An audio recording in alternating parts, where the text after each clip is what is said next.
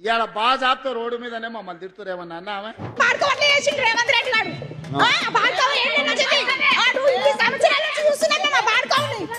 సిగ్గులేదా పాడుకోవకి? నీ బాడుక పంటికి పట్ట పొట్టి పాడుక రారా నువ్వు బయటికి వెళ్ళు. నీ కంటికి కండ మీ పరిస్థితి మా ఇల్లు పోయినా అనుకో వాడిని మాత్రం తొక్కి తంతా మా పాడుకోవాలి. రావాలా నువ్వుడైతే బాడుకోవు నువ్వు రారా చూద్దాం. నీ దమ్ముంటే నువ్వు రా బయటికి వెళ్ళు. అని సిగ్గుసరా ఉండు. అని పెళ్ళం లేదు అని పిల్లలు లేరా? ఎట్లా గూల పడతారు? ఆ బాబుకోవాలి నరకతాం గూల కొడితే. ఆ డ్రైవర్ రేవంత్ రెడ్డి గారి ఊరికి రావాలి అయినప్పుడు. ఆ దమ్ము అని దమ్ముంటే ఇంటికి రమ్మని వాడు అట్లా పాడుకో. ఆ పాడుకోవాలంట పాడుకోమంటాన్ని అంతెంత బుద్ధి లేదు సిగ్గుసరం లేదా? మళ్ళా గెలుస్తా అంటాడు ఓటేస్తారా మళ్ళీ రేవంత్ రెడ్డి చెప్పుదా కొడతా చెప్పినా పేరుకు ప్రజల ప్రభుత్వం మహిళల బాగుంటాయి చేస్తాడు. వాడికి ముఖంగా పాడుకోకి నువ్వు రాత్రి 12 గంటల రాత్రి పెళ్ళ దగ్గర తీసుకొచ్చినవరా పాడుకో. రేవంత్ రెడ్డి పాడుకో రావాలి. ఈ 5 ఏడుకెళ్ళి